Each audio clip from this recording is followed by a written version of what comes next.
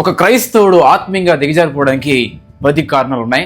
చూద్దాం. మొట్టమొదటిగా దేవుని వాక్యంను లోతుగా హృదయంలోనికి వెళ్ళనికపోవట.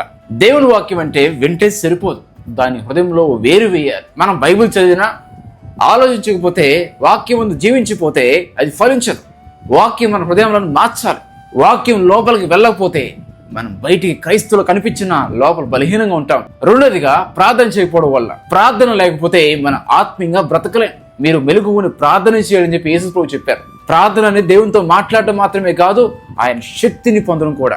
మనం ప్రార్థన చేయకపోతే మనం బలహీనం అయిపోతాం. నెంబర్ 3, మూడోదిగా దేవుని ఆత్మ చేత నింపబడకపోవడం. మన హృదయం కూడా అలానే ఉంటుంది. పాపాన్ని వదిలేయడం మాత్రమే సరిపోదు, దేవుని ఆత్మతో నింపబడాలి. లేకపోతే పాత అలవాట్లు, దురలవాట్లు తిరిగి వచ్చేస్తాయి, మరింత బలంగా వస్తాయి. నెంబర్ 4, సరైన వారితో సహవాసం చేయకపోవడం వలన మన చుట్టూ ఉన్నవారు మన జీవితాన్ని ప్రభావితం చేస్తారు. చెడ్డ సహవాసం ఒక మంచి ఆలోచన కూడా మార్చివేస్తుంది. మనం ఎవరితో మాట్లాడుతున్నాం, ఎవరితో సమయాన్ని గడుపుతున్నాం అనేది చాలా ముఖ్యం. క్రైస్తవుడైన మాత్రాన, బైబిల్ చదివేది మాత్రాన, చర్చ వచ్చేది మాత్రాన వాళ్ళు దేవుడితో నడవకపోతే, వాళ్ళతో నువ్వు సహవాసం చేస్తే నువ్వు ఆత్మీయంగా దిగజారిపోతావు. ఐదోదిగా వివాహ విషయంలో పొరపాట్లు చేయడం వల్ల. బైబిల్లో చూసినట్లయితే సొలొమోను రాజు ఎంతో జ్ఞానంగా ఉన్నవాడు, కానీ అతని సంబంధాలు అతన్ని దేవుడి నుండి దూరం చేశాయి. తన వివాహ విషయంలో తను చేసిన పొరపాటు వల్ల తన దేవుడికి దూరం అయ్యాడు. ఈరోజు నీ జీవిత భాగస్వామ్యమో నీ జీవితమే ప్రభావం చూపిస్తా. దేవుని చిత్తానికి విరుద్ధంగా తీసుకున్న నిర్ణయాలు వాళ్ళు నెమ్మదిగా పడగొడతాయి. కాబట్టి వివాహ విషయంలో దేవుని చిత్తాన్ని కనుగొనండి.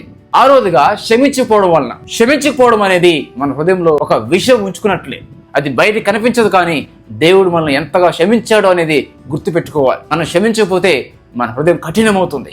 ఏడవదిగా సరైన నాయకులు లేకపోవడం వల్ల. మనకు మార్గదర్శకత అవసరం. దేవుని వాక్యము, ఆత్మీయ నాయకులు, పెద్దలు లేకపోతే మన మనసు చెప్పినట్టు మనం నడుస్తాం. మన మనసు ఎప్పుడు సరైన దాన్ని మనం నడిపించదు.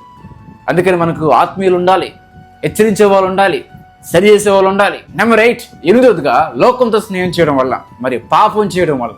లోకం మనల్ని ఆకర్షిస్తుంది. పాపం చిన్నదిగా మొదలవుతుంది, కానీ అది అలవాటుగా మారుతుంది. చివరికి అది ఆత్మీయ జీవితంలో దిగజారేలా చేస్తుంది.